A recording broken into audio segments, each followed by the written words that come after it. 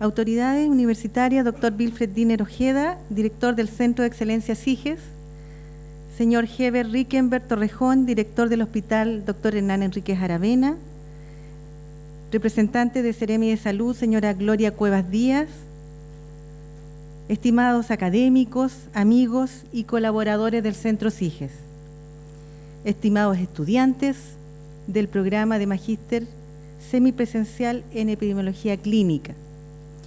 Damos inicio a este evento académico con ocasión de los 25 años de creación del programa de Magíster en Epidemiología Clínica, versión semipresencial. Este programa ya acreditado se inició en el año 1994 y hasta ahora ha entregado a la sociedad profesionales graduados al país y Latinoamérica con herramientas y desarrollo de competencias esenciales que le permiten tomar decisiones clínicas y sanitarias basadas en evidencia que sustentan su desempeño profesional y son base para políticas públicas.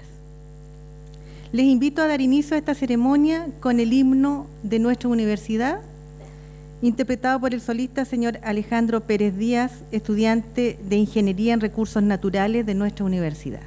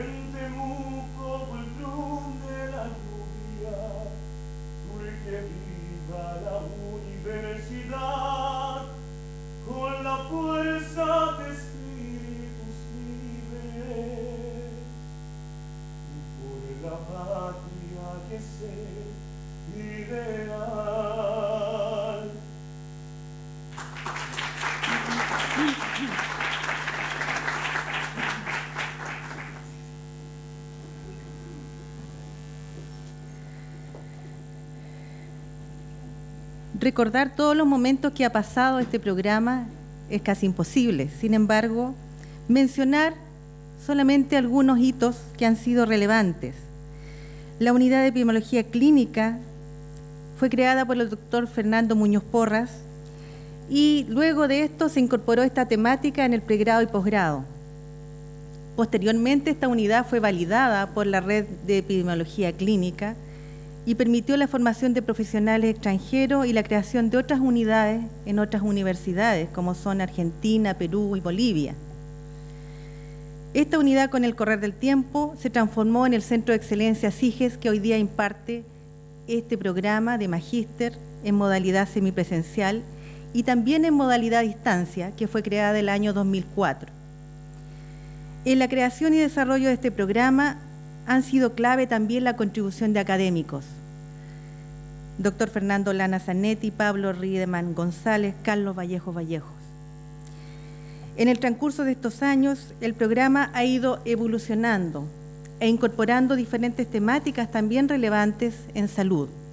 Es así como se ha incorporado economía, gestión, bioética y ciencias sociales, que es de donde emerge la temática sobre la cual versa la clase magistral de hoy. En esta ocasión tenemos el agrado y honor de contar con una invitada especial, la doctora Oriel Solar Ormazábal, quien dictará la clase magistral.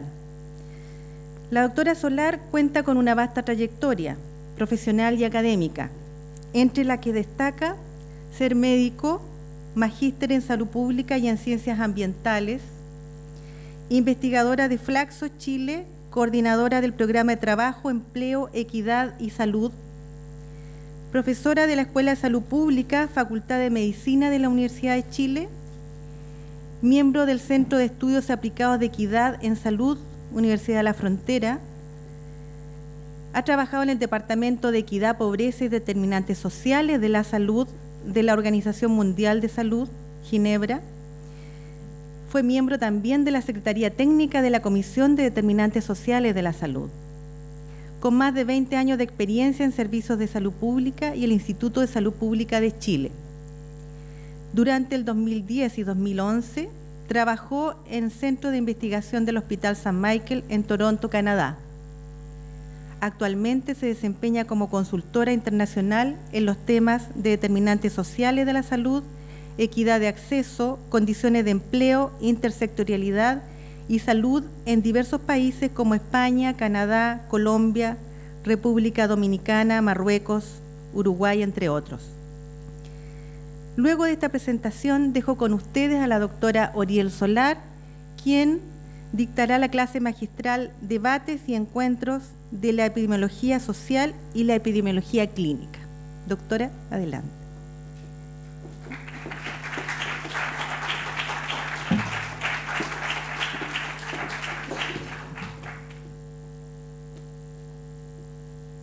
Bueno, primero que nada, muchas gracias, ¿cierto?, por la invitación. Siempre es un gusto estar por estos lados, ¿cierto?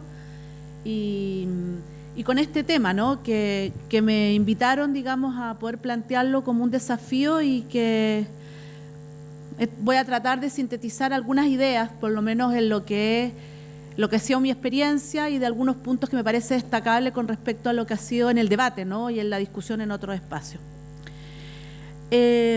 Quiero empezar, digamos, brevemente con algunos conceptos y controversias, ¿no?, con respecto a qué entendemos por epidemiología clínica y qué entendemos por epidemiología social. Y un segundo punto, quiero un poco precisar lo social sobre lo biológico, ¿no?, que tiende siempre a verse de manera, digamos, dicotómica, no integrada, ¿cierto?, en términos prácticos, ¿no? A veces todo conceptualmente decimos que está claramente imbricado, pero a veces en el quehacer y en la práctica habitual se disocian, se distancian, ¿no? Y quiero poner aquí dos preguntas, ¿no?, que quiero volver a retomar a partir un poco de lo que los voy a tratar de contar y exponer. ¿Son los epidemiólogos clínicos epidemiólogos sociales? Y la segunda ¿es la epidemiología social eminentemente teórica y la epidemiología clínica carente de teoría social? Y es un poco el debate que quiero poner un poco en la discusión, ¿no? Entonces quiero empezar con este diagrama, ¿cierto?, que un poco resume dos aspectos, dos corrientes importantes que están vinculados a cómo se ha desarrollado los métodos, la visión y los marcos teóricos en materia de epidemiología y en los modelos de organización de sistemas de salud. Y por otro lado, la evolución que han tenido los modelos de entender el funcionamiento, ¿cierto?, de los sistemas biológicos, ¿no? Desde una era darwinista y mendeliana, ¿cierto?, en que se sintetiza en lo que fue la importancia de la biología molecular y posterior a ella, ¿cierto?, todo lo que ha sido la configuración postgenómica con respecto a esto y el debate a partir de eso, ¿cierto?, en una esperanza de vida, ¿cierto?, que hoy en día sobre los 78 años, 80, ¿cierto?, en una parte importante de los países, y que cuando uno mira esto en la evolución de lo que ha sido la organización de los sistemas de cuidado y también la organización, digamos, de los modelos de investigación y estudio, vemos cómo de una otra manera, desde modelos, ¿cierto?, más bien centrados en un marco anatomopatológico de los problemas, aborda y empieza a analizar y emergen los modelos más biomédicos, que hasta ahora han tenido una influencia importante mucho en nuestra práctica, ¿no?, en la práctica del área de la salud.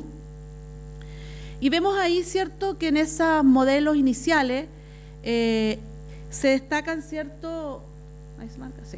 En estos modelos iniciales, ¿cierto?, emergen, ¿cierto?, los debates con respecto a la influencia en las conductas, emergen algunas iniciativas con respecto a la epidemiología social, hay algunos estudios clásicos, ¿no?, los temas cardiovascular de Framingham, los estudios Alameda, ¿no?, con respecto a lo que fue en Estados Unidos con respecto a capital social.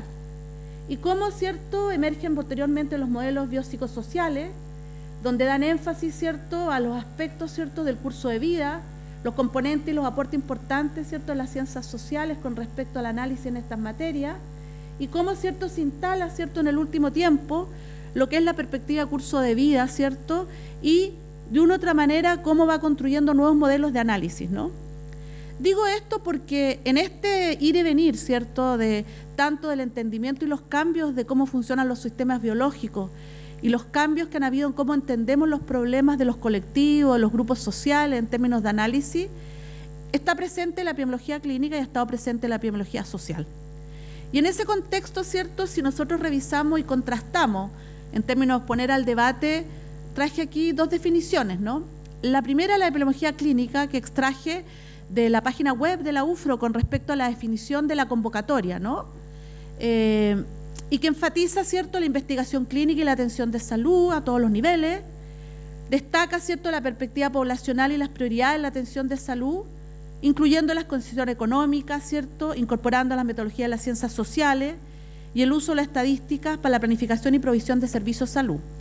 Quizá un primer elemento a destacar que no todas las formaciones de epidemiología clínica está presente en los aspectos de las ciencias sociales. Yo creo que probablemente acá es una de las excepciones donde está presente y por lo tanto tiene un enfoque más integral, ¿no? Pero si nosotros los contrastamos, ¿cierto?, con la epidemiología social en términos de definiciones, nos vemos que la epidemiología social centra su análisis en la estructura, procesos y factores sociales, producción, salud y enfermedad. Busca buscar el porqué y cómo la distribución de los estados de salud en la población. Entonces, centra su acción en colectivos, en grupos sociales y en poblaciones, ¿no?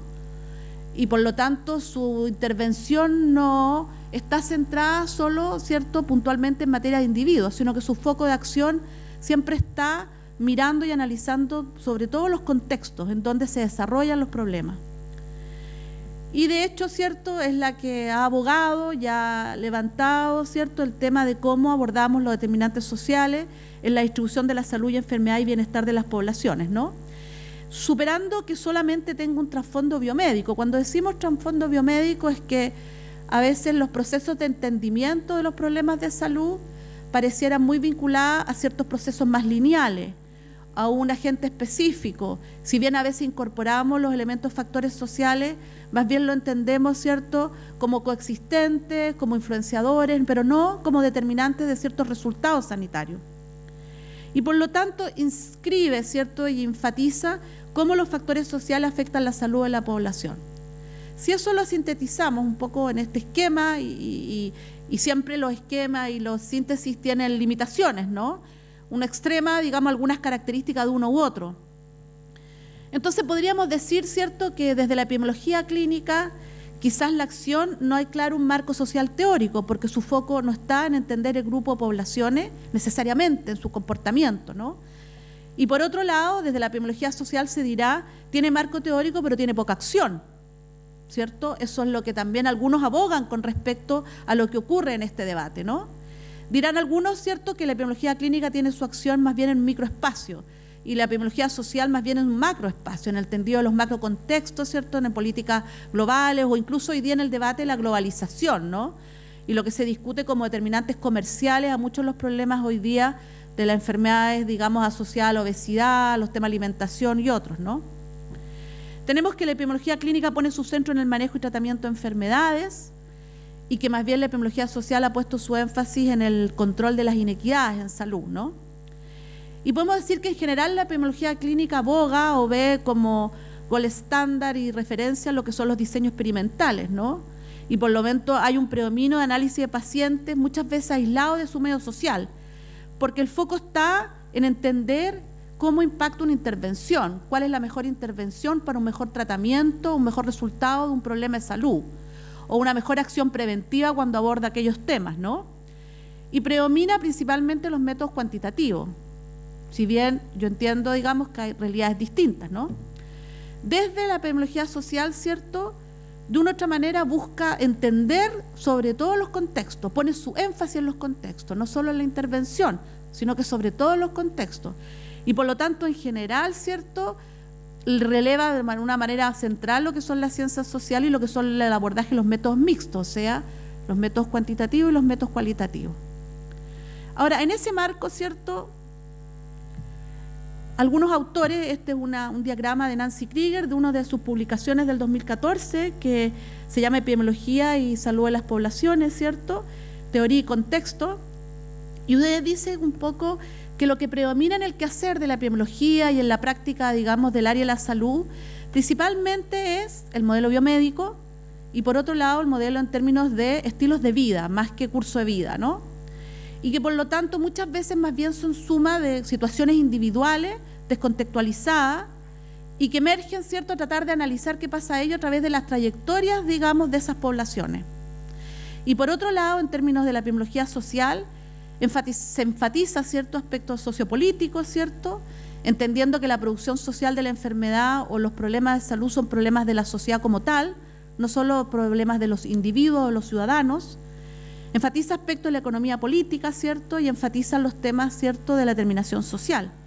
Y ahí se cruza, ¿cierto?, con aquellas corrientes, ¿cierto?, más bien psicosocial, y otras como la ecosocial, que es una de las principales autoras, es esta catedrática Nancy Krieger, que es profesora de la Universidad de Harvard, ¿cierto?, y que ha principalmente analizado el tema de inequidad en materia de raza y temas, digamos, en términos, digamos, de género, ¿no? Y por lo tanto enfatiza acá la contextualización, el contexto, ¿no? Y esto es bien relevante porque siempre el contexto parece algo en abstracto, ¿no?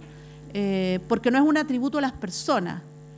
Y por lo tanto muchas veces cuando yo quiero identificarlo, medirlo, analizarlo en un estudio, lo tomo como un factor confundente o más bien lo tomo y lo considero o trato de neutralizarlo para analizar la intervención sí por sí sola, ¿no? Y eso implica limitaciones en términos de lo que somos los abordajes. Entonces la pregunta es que si de una u otra manera tenemos una epidemiología clínica que está más bien centrado en este microespacio que yo he enfatizado, en esta construcción con respecto a una intervención, tratamiento, a un paciente o a un grupo de individuos versus la epidemiología social que enfatiza los contextos, la pregunta es si es posible el encuentro de ambas corrientes epidemiológicas, ¿no? Y cómo se encuentran, si es así. Y bueno, el primer punto es que necesitan encontrarse. Es una necesidad hoy en día por la complejidad de los problemas de salud, ¿no? Yo creo que hoy día nos encontramos con que muchos de los problemas sanitarios importantes que tenemos en términos de lo que son la esperanza de vida de la población, lo que son las enfermedades cardiovasculares, los problemas de salud mental, no tienen respuestas en materias de intervenciones únicas o individuales, sino que tienen intervenciones que necesitan ser integradas, ¿no? De una u otra manera, ¿cierto?, esos contextos sociales de cómo están impactando los procesos biológicos nos obligan, ¿cierto?, a tener un encuentro distinto. Vemos cómo ciertas políticas en materia de alimentación, políticas con respecto al tema de lo que es los espacios de condiciones o no de reposo vinculadas al trabajo, lo que son los procesos de urbanización, ¿cierto?, han impactado de manera importante ciertos patrones, ¿no?, y con respecto a resultados sanitarios.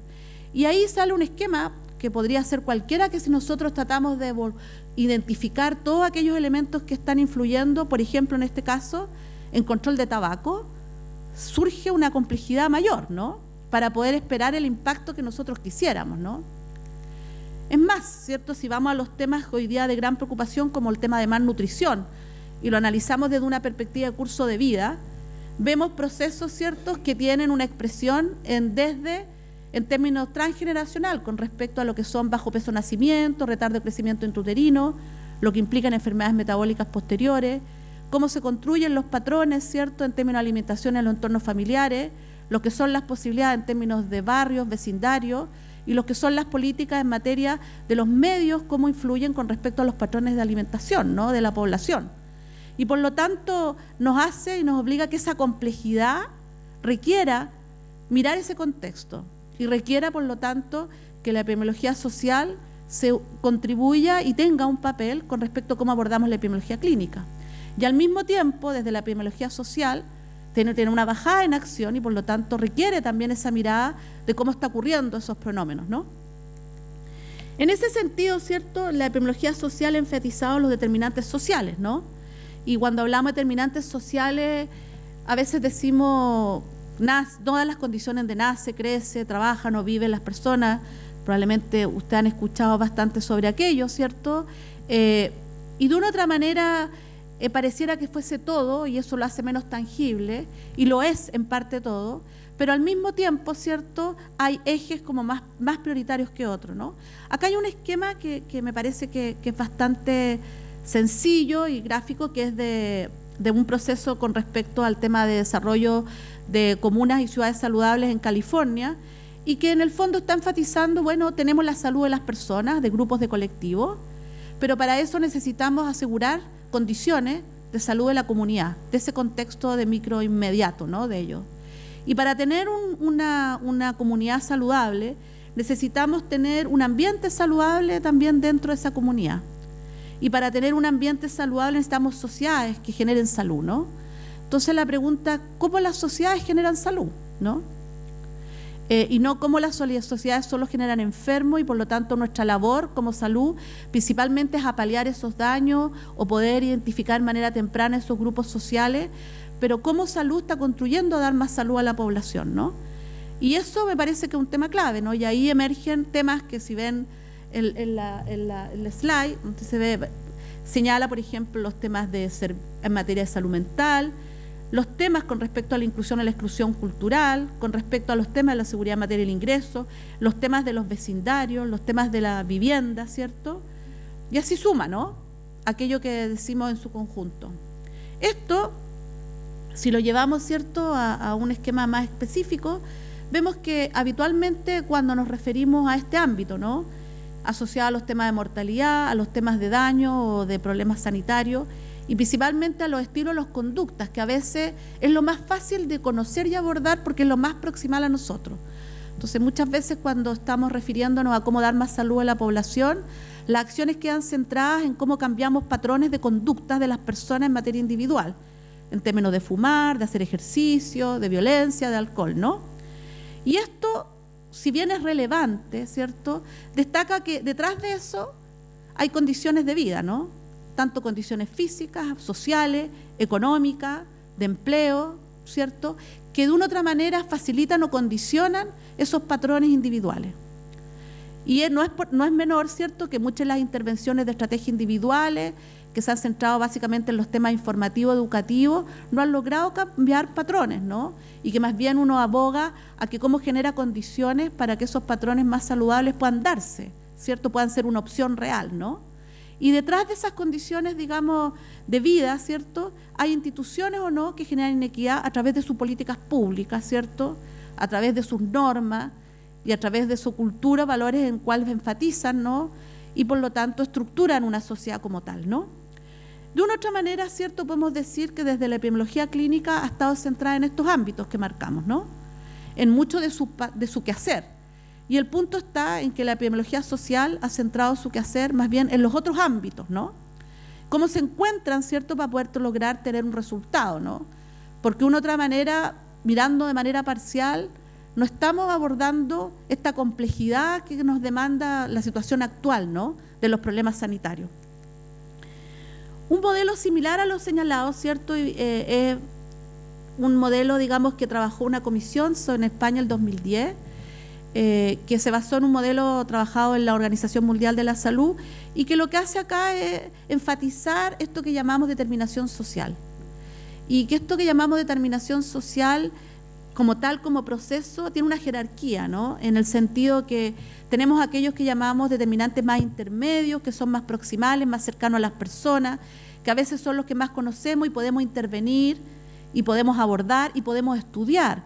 Y por ende, probablemente, cuando uno busque la literatura o quiere encontrar evidencia, es lo que más encuentra. Es lo que más se financia, es lo que es más fácil de investigar. A veces lo más relevante no es necesariamente lo que está publicado, porque a veces lo más relevante es más complejo y por lo tanto tiene más limitaciones en su estudio, en su investigación. Y acá entonces releva en términos de recursos materiales la condición de empleo-trabajo, el tema de trabajo doméstico y cuidado, los ingresos de situación económica, la vivienda, los factores psicosociales, y aquí emergen los factores conductuales que antes señalábamos, o los factores de riesgo para otros denominados, y los servicios de salud. Y por otro lado, esto que llamamos determinantes estructurales propiamente tal, ¿no? Que es donde se generan las inequidades, ¿no? Y que enfatiza que las inequidades se generan en cómo una sociedad distribuye poder en el sentido de poder en términos de incidencia con respecto a las decisiones, poder con respecto al prestigio, poder con respecto al poder adquisitivo, con respecto a la ubicación en materia de discriminación, ¿cierto? Y por otro lado, los contextos, cómo las políticas públicas tratan de disminuir estas diferencias entre los grupos sociales, entre territorios, ¿cierto? O las políticas públicas pueden incrementar esas diferencias, ¿no? Ahora, en ese contexto, ¿cierto?, que es lo que aboga la epidemiología social, tenemos algunas autoras, vuelvo a traer a Nancy Krieger, en el cual en algunos de sus trabajos de décadas, ¿cierto?, ha enfatizado un concepto que se llama embodiment, que es encarnación, digamos, de lo social en lo biológico, ¿no? Cómo esa experiencia de desigualdad y esas condiciones sociales tienen un impacto en lo biológico. Y acá traje un ejemplo de una publicación del 2017 en el cual, interesante, ¿no?, ellos enfatizan cómo la posición socioeconómica baja, en términos de ingreso, nivel educativo, cierto poder adquisitivo, se ha asociado a inicios más tempranos de afecciones crónicas que tienen relación con la edad y una menor esperanza de vida, ¿no? Y esa asociación también lo han visto vinculada a la edad de metilación, digamos, del ADN, en más de 5.000 individuos en 3 cohortes que se fueron independientes, en Italia, en Australia y en Irlanda. Esa metilación del ADN se basa en la discrepancia con la edad cronológica que se esperaría, ¿no? Y por lo tanto, ese nivel de metilación que se presenta en esos grupos sociales presenta un envejecimiento biológico más precoz, ¿no? Esa baja posición socioeconómica se asoció, ¿cierto?, junto a esa mayor metilación, también que a esa asociación también se veía modulada parcialmente por los hábitos de vida poco saludables de las personas, ¿no? No explicaba la totalidad de ello, ¿no? E incluso las personas que experimentaban una mejoría de la posición socioeconómica en el curso de la vida tenían, ¿cierto?, esta metilación, digamos, de ADN intermedia en comparación con categorías extremas de la posición socioeconómica, lo que respalda la importancia relativa del entorno social en la primera infancia. De una otra manera, lo que está expresando ahí, cómo lo social tiene una expresión en lo biológico, ¿no?, que a veces pareciera distanciado, ¿no?, no visualizado, ¿no? Pero si vamos, digamos, a otro nivel, ¿no?, y vamos a lo que significa, cómo se traduce eso en la atención. Esto es un ejercicio que se hizo hace bastante tiempo ya atrás sobre el tema del tratamiento abreviado de tuberculosis en Kenia, ¿no? Y lo que se hizo, ¿cierto?, fue tomar grupos de poblaciones pobres y tomar grupos de población menos pobres, pensando, ¿cierto?, que en los ensayos y en los estudios que habían, ¿cierto?, desde la epidemiología clínica, la eficacia en términos de tratamiento abreviado de tuberculosis era un 98%. Y nos encontrábamos que habían diferencias en términos de detección de casos para los pobres que los menos pobres. Habían diferencia en el retardo en el diagnóstico para los grupos sociales. Había diferencia en términos de las visitas que se daban, ¿cierto?, el proveedor a aquellos grupos sociales, incluso eran mayor para los grupos de mayor necesidad. Pero la adherencia también era menor, ¿cierto?, en los grupos más pobres. Y por lo tanto nos encontrábamos que en términos de resultado de eficacia, en términos reales, en el mundo real, era un 20% para los pobres y era un 80% para los menos pobres. Y esa diferencia, ¿cierto?, era 4 veces. De una otra manera, nosotros estamos diciendo, hay un análisis que nosotros damos en los contextos a veces de cómo sugerimos, proponemos una intervención adecuada, pero a veces descontextualizada, ¿no? Y a veces mucho más importante de los resultados sanitarios, sobre todo en términos poblacionales, tiene que ver en el contexto en el cual esos se aplican. Entonces la pregunta es, ¿cuánto conocemos no solo de la enfermedad o del problema de salud que tiene un paciente, ¿no? O una paciente? ¿Cuánto conocemos de quiénes son esas pacientes, de su contexto social, con respecto a esa intervención que nosotros proponemos pueda tener el logro, la eficacia que en teoría debería lograr en condiciones óptimas en el cual fue analizada o estudiada, ¿no? Y acá traigo en este mismo sentido algo que nosotros trabajamos en un trabajo que hicimos sobre trabajo informal, ¿cierto? Acceso a la salud de los trabajadores informales, ¿no? Y hicimos un estudio en 12 países de América Latina, 6 países del África y 6 países del Asia, ¿no? Y lo que tratamos de analizar es que cuando queremos analizar el acceso a la salud, no es menor el concepto de salud que existe en la población, ¿no?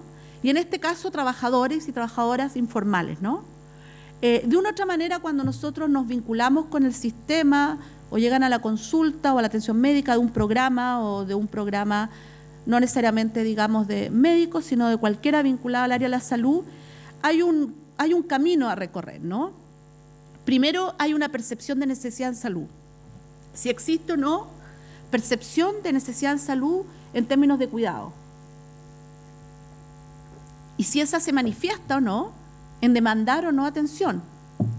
Y eso implica que la demanda de atención puede expresarse en la consulta o no, en un centro, y esa consulta, depende de las características del centro, puede traducirse o no en contacto, utilización de servicios, y si accede a ese programa puede o no tener adherencia al programa y por lo tanto lograr los resultados que nosotros esperamos.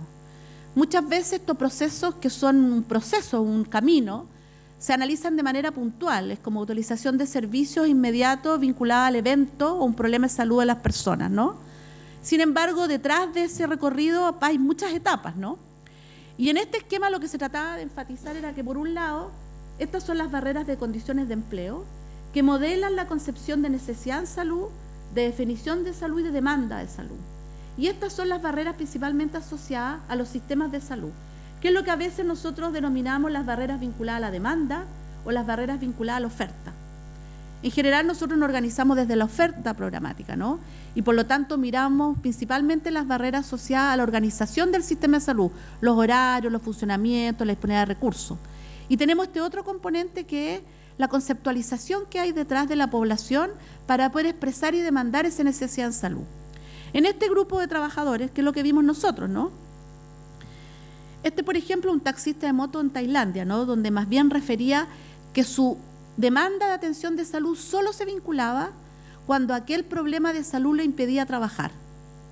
O sea, manifestaba que en el momento en que no podía seguir trabajando es cuando demandaba salud. Eso es súper relevante en la estructuración de un programa, porque en general nosotros vemos que los trabajadores y trabajadoras en general no van a vincularse al sistema por programas preventivos. Ellos más bien priorizan los temas de salud solo cuando el problema limita un tema central para ellos, que es trabajar.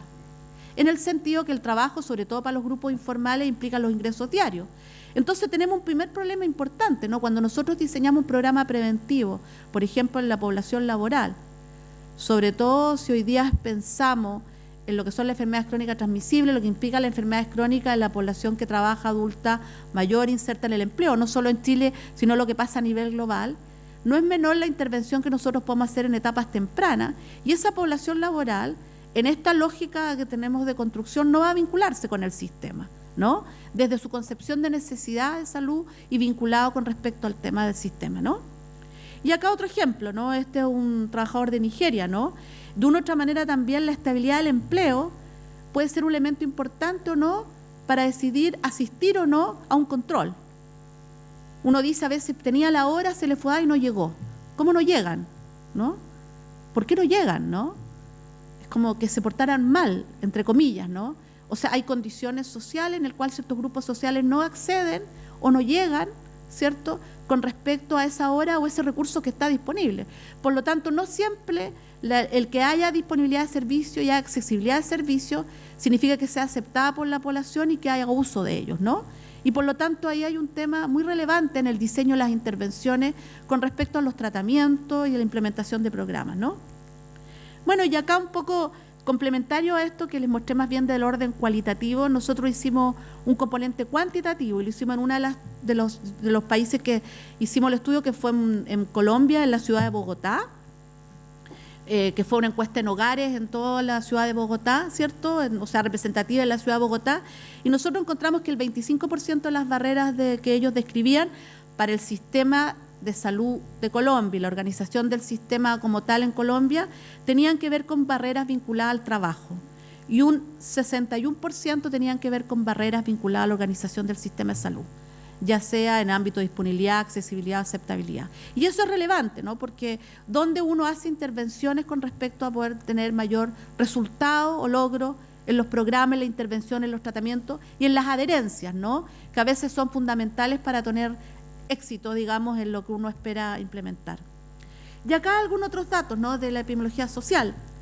El 20%, por ejemplo, de la diferencia en la tasa de mortalidad infantil entre los países podría explicarse por el tipo de estado de bienestar, y alrededor de un 10% por la tasa de bajo peso al nacer.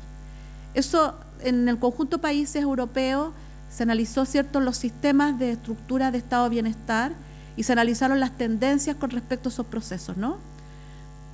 Ahora hace poco, en abril, no lo puse finalmente, salió publicado en el Lancet un estudio sobre la esperanza de vida asociada a los procesos democráticos en los países. Y es interesante porque se analizan problemas cardiovasculares, tuberculosis, violencia y accidentes de tráfico, ¿no? Entonces se analiza de qué manera los países más democráticos logran unas mayores esperanzas, cómo vinculan los procesos de democracia en los países con respecto a la esperanza de vida y la extensión de ellos, ¿no? Salió publicado ahora reciente, en abril 2019, creo que es interesante mirar y analizarlo, ¿no? Por otro lado, una cosa muy interesante, ¿no? Esto es un trabajo de Bramba, ¿cierto?, en que señala ella, para un aumento del 10% del desempleo, involuntario obviamente, la esperanza de vida es un año menor. O sea, cómo para un año, una esperanza de vida es un tema súper relevante en salud, ¿no? Y cómo un tema de empleo tiene un impacto de esa magnitud, no es menor, ¿no?, con respecto a cuando miramos los resultados en términos globales. A pesar de eso, ¿cierto?, nosotros acá brevemente unos datos que también señala Nancy Krieger, en el cual, a pesar de que decimos que es tan importante la epidemiología social y los contextos sociales, y cuando analizamos la evidencia en términos medida publicaciones, acá hay dos temas, ¿no? Uno son los proyectos que han sido financiados por el Instituto de Investigación, digamos, norteamericano, y por otro lado el número de artículos publicados, ¿cierto?, en PubMed. Y nosotros vemos, ¿cierto?, que en lo primero, en los proyectos financiados, gran parte de los financiamientos están en el área genética, el área genómica, ¿cierto?, en ese ámbito, ¿no? Y posteriormente, ¿cierto?, en algunos temas biomédicos o estilos de vida, ¿no? Muy poco en epidemiología social, algo en tema de disparidad, ¿cierto? Y por otro lado, cuando analizamos, ¿cierto?, los temas, digamos, de publicaciones, nos encontramos con lo mismo, ¿no? Gran parte de las publicaciones están vinculadas al tema de las ciencias básicas, algo del tema biomédico y estilos de vida, muy poco en el tema de epidemiología social o esta vinculada a disparidad. Y vuelve a ser ahí emerger el tema de la evidencia, ¿no? Si es poca la publicación, es menor lo que encontramos. ¿Qué nos está diciendo eso, no? Entonces, esto ha seguido siendo reforzado, ¿no? Esto es una publicación del 2017 en que hicieron un análisis comparado, o sea, mostraron distintos ejercicios en países con respecto a cuánto pesa los sistemas de salud en los resultados sanitarios, ¿no? Entonces, eso cambia mucho, depende del grado de integración que tengan los sistemas de salud y cómo estén estructurados entre los países. Pero ustedes ven que acá en algunos países señalaban de un 15%, en otros en un 25% o en otros en un 43%. Pero independiente, digamos que sea 43, 25, un 15, el énfasis está que hay una parte importante en los resultados sanitarios que depende de aspectos que están fuera del sistema de cuidado de atención, ¿no? Y por lo tanto, cuando queremos avanzar en resultados en salud, sobre todo en la realidad en Chile, necesitamos el abordaje de salud en aspectos de políticas públicas que están fuera del ámbito sanitario directo, ¿no? Y por lo tanto necesitan diseño de estrategias distintas, así como para hacer efectivo un tratamiento o la adherencia a un programa, uno necesita ciertas intervenciones en el ámbito social para asegurar que ese paciente pueda asistir a ese horario, porque tenga quizá el cuidado tercero, el cuidado de niños, para que pueda tener autorización si es que trabaja, para asistir a los horarios que funciona el centro, o modificar los horarios del centro, o poder tener vinculado a lo que son los gastos de transporte, etcétera, ¿no? O sea, esos aspectos que a veces no consideramos son a veces fundamentales en los resultados en salud. Entonces, si se sabe la importancia social en el impacto en salud, ¿por qué no se avanza en su implementación, ¿no? En el quehacer de los sistemas de salud y en la práctica clínica? Como uno quisiera, no me cabe duda, quizás más de alguno sí lo tiene incorporado, es parte de su práctica, ¿no? Pero en términos globales, con tema de impacto, ¿no? Entonces, quiero mostrar un ejemplo. Este es un estudio del 2017 que está en curso en Inglaterra, en el cual ellos analizaron cuál era la percepción de salud, cuál es la percepción que tenía la ciudadanía con respecto a los determinantes sociales de la salud y al impacto de los problemas de salud, ¿no? Entonces, acá lo primero es que le preguntan a las personas cuánto creen que impacta en la salud distintos aspectos. Entonces, en rojo están aquellos que dicen que impactan más y en celeste están aquellos que dicen que impactan menos. Entonces, ellos dicen que lo que más le impacta a su salud es el acceso, ¿cierto?, gratuito, ¿cierto?, al cuidado de la salud. O lo que más impacta en segundo lugar son las conductas individuales, el soporte social de la familia y los amigos después, ¿cierto?, el sentirse seguro en áreas, ¿cierto?, donde ellos viven, la calidad de los lugares donde ellos, digamos, se vinculan, tener trabajo, ciertas características inherentes a las personas como un atributo, ¿cierto?, el nivel de educación y el grado, digamos, que sea amigable en los vecindarios, ¿no? Entonces, para la población, igual el concepto de lo que más impacta salud está muy vinculado al tema asistencial y a las conductas individuales, ¿no? Y cuando ellos siguen preguntando sobre esto y le preguntan, bueno, en ese marco, ¿quién sería responsable de la salud, ¿no? Y los determinantes sociales que usted nominó, porque nominó algunos, ¿no?, en términos de trabajo, vecindario, etcétera. Y acá ustedes ven que principalmente ellos ven que la responsabilidad es más bien individual de las personas, ¿no? Y en un 30% mezcla lo individual con la responsabilidad gubernamental y solo un bajo porcentaje piensa que enteramente es gubernamental, ¿no? Entonces, lo que uno destaca acá, ¿cierto?, es que de una otra manera, cómo uno está entendiendo la ciudadanía, los problemas de salud y enfermedad, también tienen que ver con los mensajes y con lo que predomina en nuestra práctica y en nuestro quehacer, ¿no? Pareciera que solo fuera una responsabilidad individual, pareciera que ahí está el kit, digamos, de hacer ciertos cambios, y por otro lado, en términos de evidencia, sabemos que no necesariamente eso responde de manera adecuada, ¿no? Entonces, ellos complementaron, este estudio está en curso, van a sacar la segunda publicación ahora, el 2019, que analizar en términos de constructos de modelos culturales, porque lo anterior lo hicieron a través de una encuesta, ¿no?, que es la percepción de salud de la población que hicieron, digamos, en ese momento. Entonces, ellos levantaron tratando de construir ciertos modelos culturales para poder identificarlos, ¿cierto? Y por otro lado, ¿cierto?, lo hicieron a través de una serie de entrevistas, ¿cierto?, y trataron de tomar variabilidad de distintas características de la población, y lo que ellos concluyen, ¿no?, dicen, bueno, hay una perspectiva individualista que asigna el papel central a la elección individual en materia de resultados en salud y la fuerza de voluntad. Por ejemplo, el individualismo en salud y los modelos culturales del mentalismo. O sea, yo tengo que ser capaz, tengo que mentalizarme para lograr y poder cambiar ciertas conductas, y por lo tanto atribuyen que los resultados en salud principalmente sean en ese orden, ¿no? Si es que esa lógica predomina, ¿cierto?, poco visibilizan cómo otros aspectos están influyendo a que eso sea posible, ¿no? Y por otro lado, para algunos, ¿cierto?, hay para un menor grupo una perspectiva más ecológica que ve la salud, al menos en parte, como un producto de influencias sociales y ambientales. Por ejemplo, el poder adquisitivo de la salud y los modelos de restricción en comportamiento asociados a ciertas condiciones ambientales, ¿no? Entonces, de una u otra manera, acá en Inglaterra señalaban esta tensión entre individualista, que es dominante, y el pensamiento, digamos, de lo público, que no es menor cuando uno quiere trabajar y abordar temas de colectivos, ¿no? ¿Cuál es lo que pasa en Chile, no? Hace un año atrás salió un estudio, pero muy reducido, ¿no?, que más bien tenía que ver con la percepción de salud y derecho a la salud. Pero nosotros no tenemos claro, podemos intuirlo, con respecto a estudios que se han hecho de qué manera la población percibe la salud y de qué manera la población percibe ciertas situaciones. Yo hace poco que me entrevistaba el periodista, le comentaba una anécdota.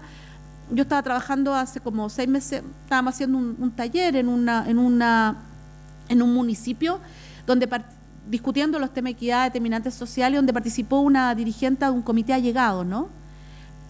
Entonces ella dijo lo siguiente, dijo, mira, nosotros tenemos muchos problemas de violencia, de problemas de salud mental, de depresión, de angustia por ser allegados.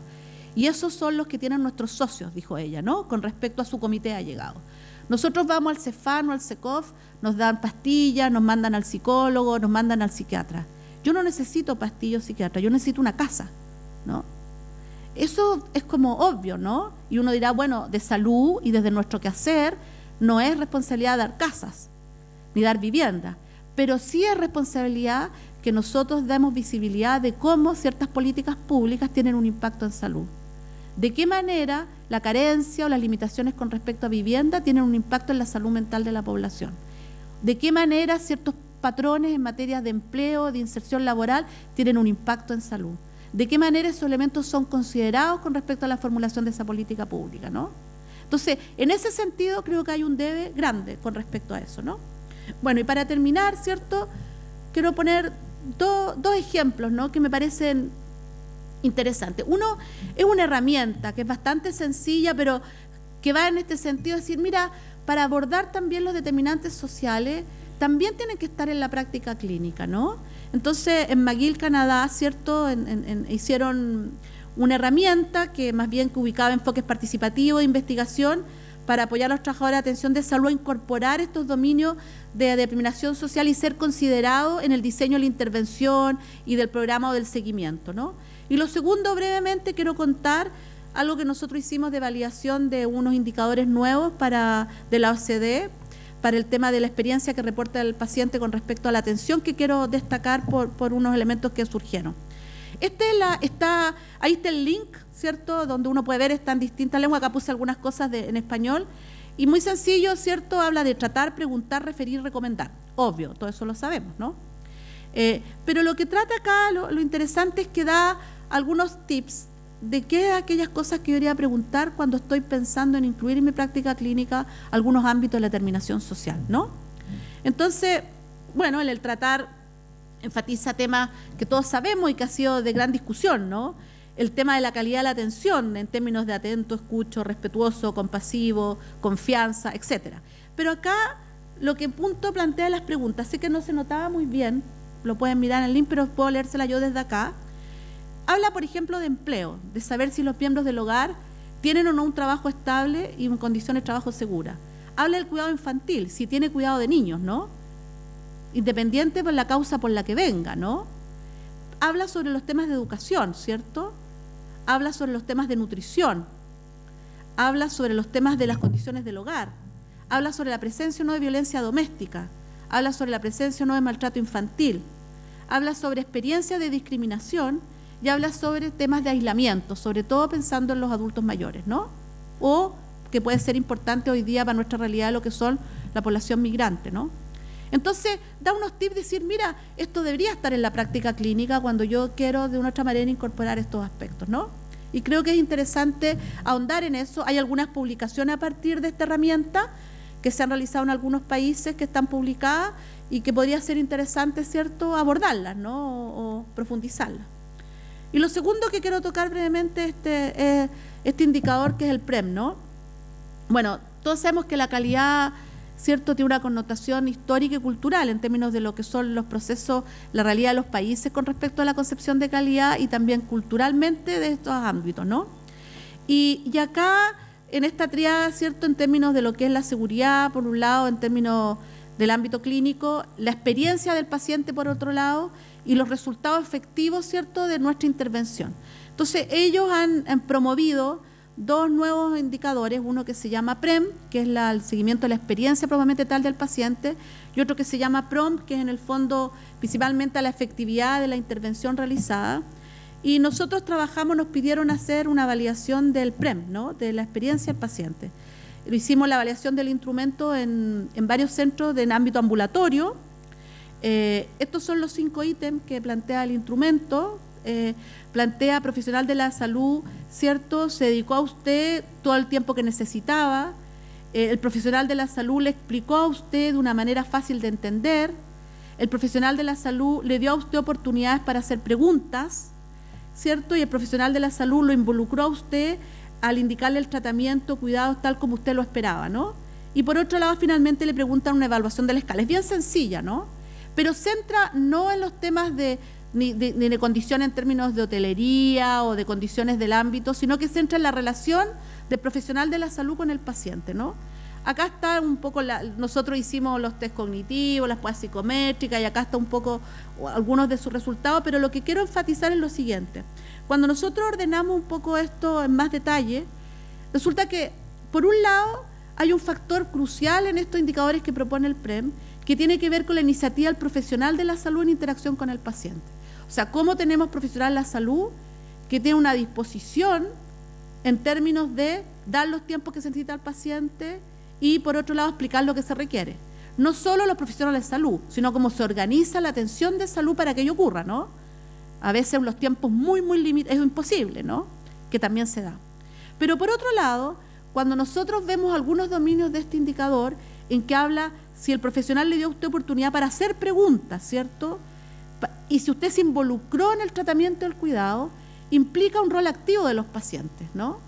Y por lo tanto la mejoría de la calidad de la atención no es posible avanzar si es que no hay una participación más activa de los pacientes, y pacientes en el cual se empoderan desde lo que es el quehacer de su problema de salud o del tratamiento, las indicaciones de la terapia, no solo de la queja, sino que involucrarse en el tratamiento. Y por lo tanto, intervenciones de calidad implican empoderamiento de la población desde esta perspectiva y, por otro lado, un abordaje desde los profesionales de salud. Y creo que es un tema interesante cuando nosotros discutimos o hablamos de la participación social, cómo se traduce eso con respecto al quehacer en el ámbito clínico, ¿no?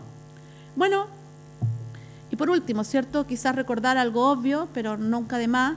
Lo que sirve para mejorar la salud es distinto de lo que sirve para reducir la inequidad en salud, ¿no?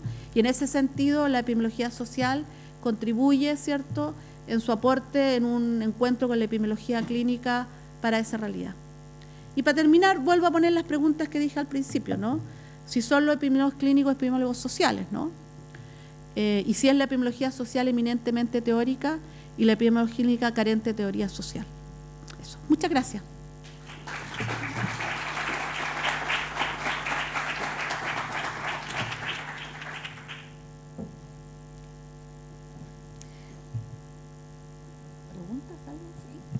No sé si preguntas, comentarios, esto es una conversación, somos un grupo pequeño. Dale.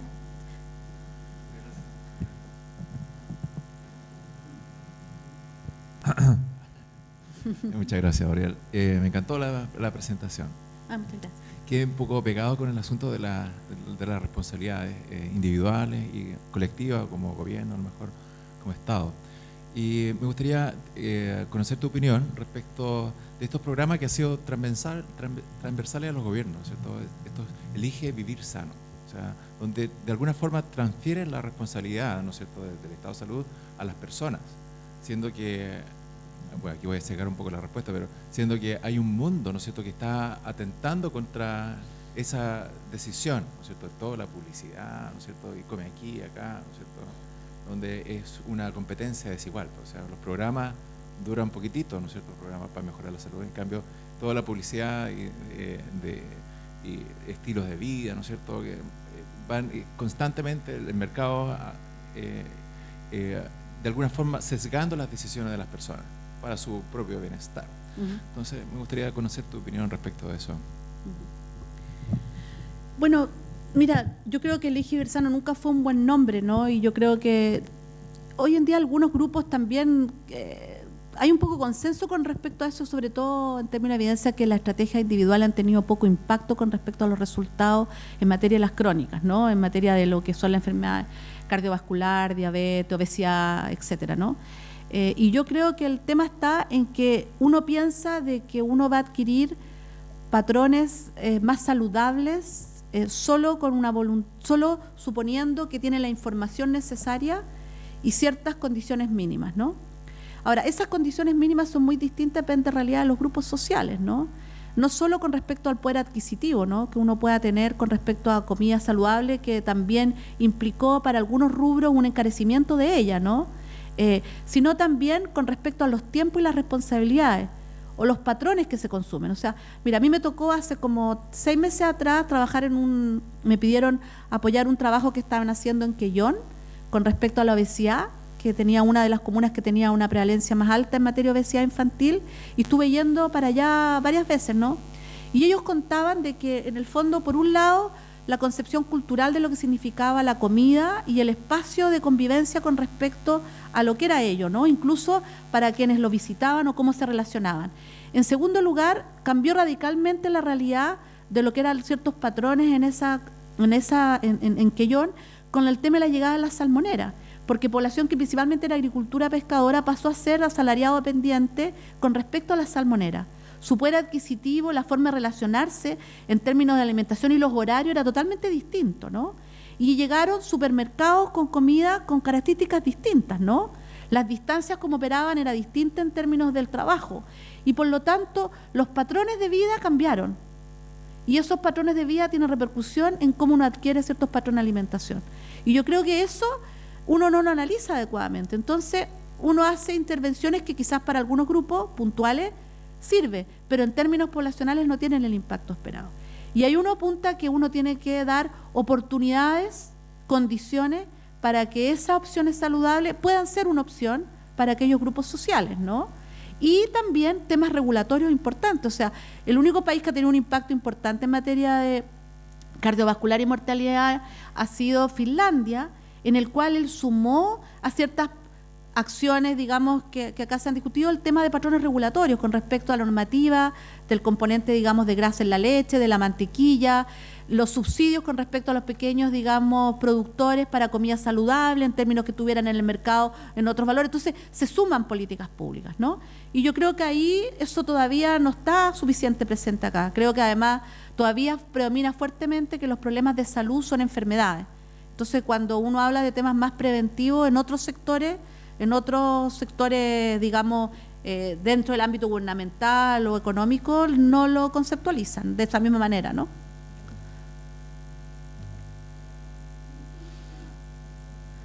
Hola. Aló, sí. Buenos días. Igual nos pareció muy relevante su presentación. ¿Se escucha bien o no? Sí, sí, perfecto. Y son temas que la verdad que nosotros hemos abordado bastante de estos temas en clase y los seguimos viendo y estamos recién comenzando. Mi pregunta va enfocada a como el impacto.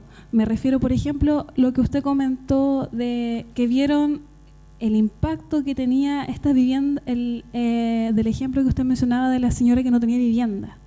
¿Ya? Entonces, tal vez hay trabajos bonitos y ese mismo trabajo es ver verdaderamente el foco de este problema de salud, como usted lo mencionaba.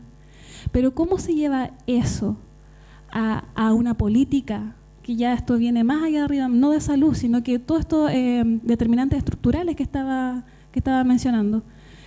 ¿Cómo se lleva eso y cómo, en realidad, por su experiencia, cómo usted lo ha visto? Porque, por ejemplo, nosotros muchas veces queremos cambiar el mundo y demostrar muchas cosas y también uno ve en su práctica clínica cotidiana lo que está pasando. Pero después de que demuestra, tanto parte cuantitativa, cualitativa, como se llame, tenemos un problema real. ¿Cómo se llega a eso para hacer un verdadero impacto y qué tan difícil es en realidad? Y si se escucha realmente, no se escucha, ¿cómo lo abordamos? Porque tenemos el problema. Tenemos las causas, pero ¿cómo se ve la solución? Bueno, yo creo que es una pregunta que en muchas partes se hace con respecto al... O sea, por ejemplo, uno de los países, digamos, que más investigación y que más inversión ha tenido en materia de desigualdad y inequidad, probablemente Inglaterra, y tiene estudios preciosos, seguimiento, datos, corte, ¿cierto? Por donde uno la mire, y igual sigue teniendo una brecha importante cuando uno compara, ¿no? Depende del área, ¿no? Cales con respecto a lo que pasa, ¿cierto?, en otras áreas. Pero yo creo que el punto está, por ejemplo, en términos concretos, ¿no? Cuando yo pienso desde Yo creo que siempre hay un espacio en el cual uno puede intervenir. Hay procesos más globales con respecto a de cambio de cómo nosotros pensamos que tiene que funcionar y funcionar una sociedad con respecto a derechos, beneficios y políticas públicas, ¿no?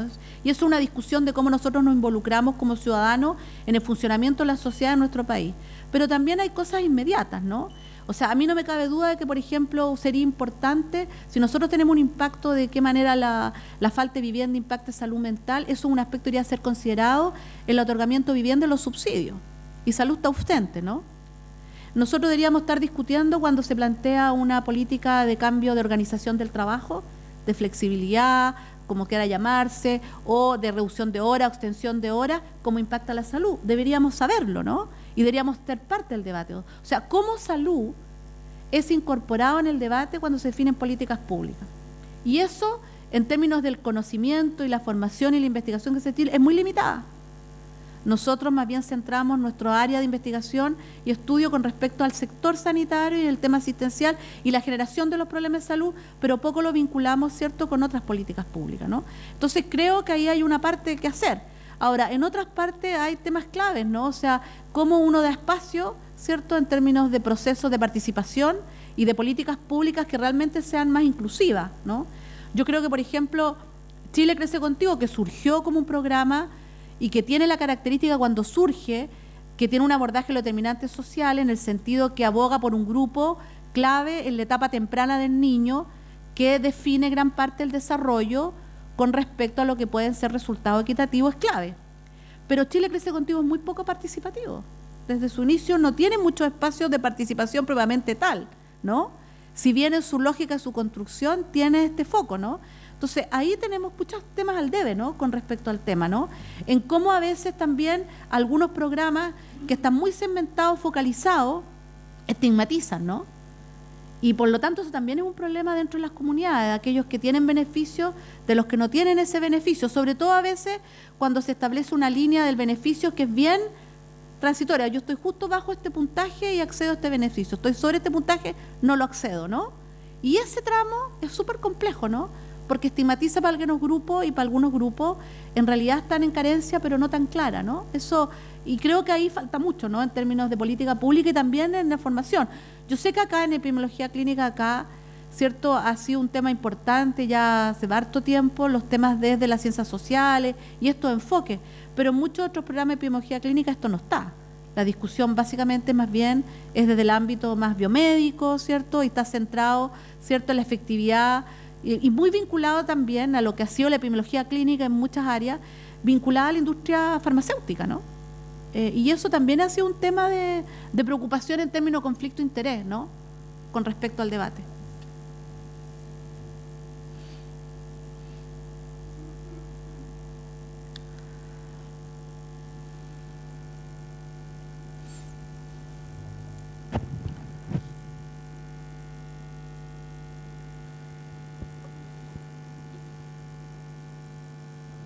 ¿No hay más?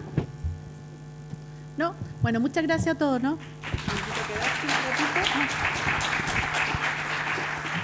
Agradecemos a la doctora por esta importante clase que nos abre un conversatorio en relación a la epidemiología social y la epidemiología clínica.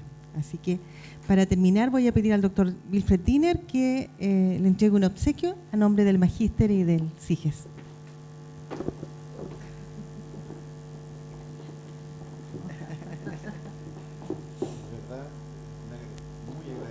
Por la mirada que usted nos aporta. Aquí hacemos serios esfuerzos por ser más integradores, tanto desde las ciencias sociales, en manos liderado por Anita, como desde lo que hacemos modestamente desde la perspectiva organizacional nosotros. Así que muchas gracias, porque aquí hay muchos insumos para nuestros estudiantes.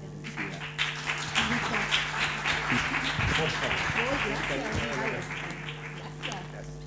Muchas gracias. Gracias a ti. Agradecemos a todos por su participación hoy día y muchas gracias por la asistencia.